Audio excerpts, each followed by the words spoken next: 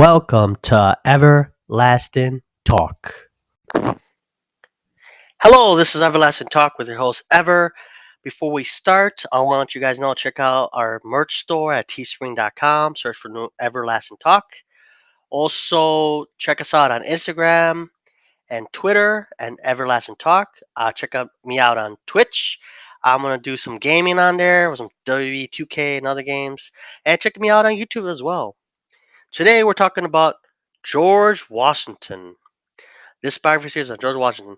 He was a war hero, the first president of the United States, and he looks great on the Great Dollar Bill in the quarter. Um, and oh yeah, the Washington Monument. I forgot about that. George Washington was born on February 22nd, 1723, in Westmore County, Virginia. A son of a farmer, the eldest of six children.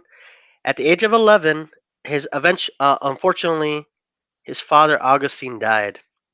Thus, him becoming the man of the household, helping his mother with the plantation. This ending his hopes of going to school and finding work surveying around the frontier. Eventually, he grew older and he would enlist in the Virginia militia in 1752. And by 1754, he would lead a mission to drive the French out of the Ohio River Valley and create an international incident when a French troop was killed. Eventually, the following year, he would join the British General Edward Braddock to evict the French, but they would end up losing actually. So, yeah, his start in the military was not the greatest so far. He would resign from the militia and worked on his plantain. He ended up actually meeting a wonderful woman by the name of Martha Dandridge, and he actually ended up marrying her in 1759. He actually went on to become a leader of a movement to boycott British goods, leading him to attend and join the first Constitutional Congress in Philadelphia, Pennsylvania, which was the de facto headquarters at the time. Um, when the Second Continental Congress rolled around, the Revolutionary War had begun. A decision was made for Washington to lead the army against the British. When he got uh, to Cambridge, Massachusetts, I can't say that word, he had a couple thousand poorly trained militia members. Eventually, got enough strength to drive the British out of Boston, but got stopped in New York, forcing him to retreat. When winter came, on the verge of defeat, they actually ended up surprising the British and eventually taking over New Jersey. He did a lot of guerrilla warfare. So if you didn't know, a lot of stuff he did was guerrilla warfare. So yeah, he was pretty much doing guerrilla warfare at the time. In 1778, the French agreed to help the Americans, helping win the Battle of Yorktown. He would end up resigning as commander in 1783 in December, but after um, a much needed hiatus because he's been in war since 1752, so over 20 years of his life or more, he ended up he would actually be elected president by unanimous vote in 1788. That's after obviously the British lost, and they ended up letting the United States become a country. He got inaugurated in April 1789, and the capital was New York City. He eventually only wanted to do one term, but agreed to do it again, and winning again, he um he would eventually leave office in 1796.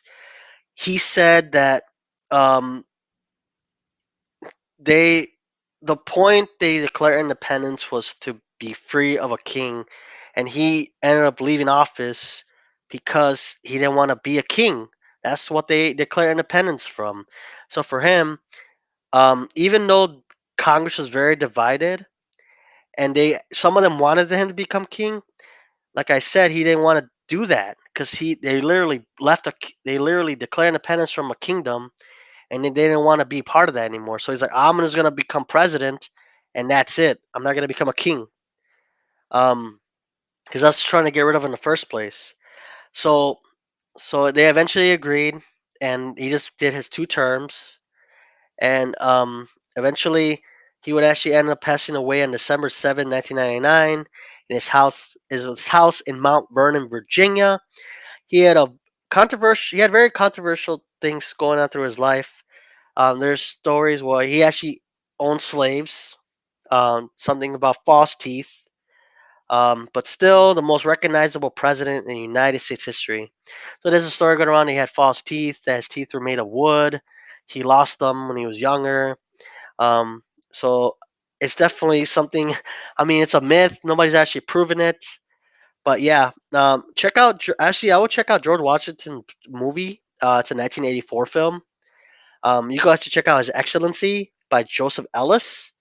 You could check out a book called Washington: A Life by Ron Chernow, and you can actually check out George Washington's Secrets, Spiring by Ron Sherwing.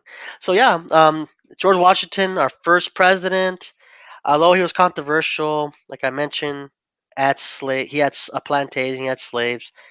He lost multiple battles. People think he's undefeated in battle, but he's lost so much battles, on the verge of defeat, multiple times. But he would rally, and actually ended up, helping win the war. With the French helping, they actually, the United States actually became independent, and what we're here today. So that's why he's on a dollar bill. He is a quarter. He's on a Washington Monument. He has a library. But yeah, this is. I know it's a short biography, but this is George Washington. This is Everlasting Talk. I'm your host, Ever. Thank you so much, guys, for tuning in, and see you at the next one. Bye. Thank you for listening to this episode of Everlasting Talk. For more content, follow us on Twitch, Twitter, YouTube, and Instagram at Everlasting Talk. Thank you.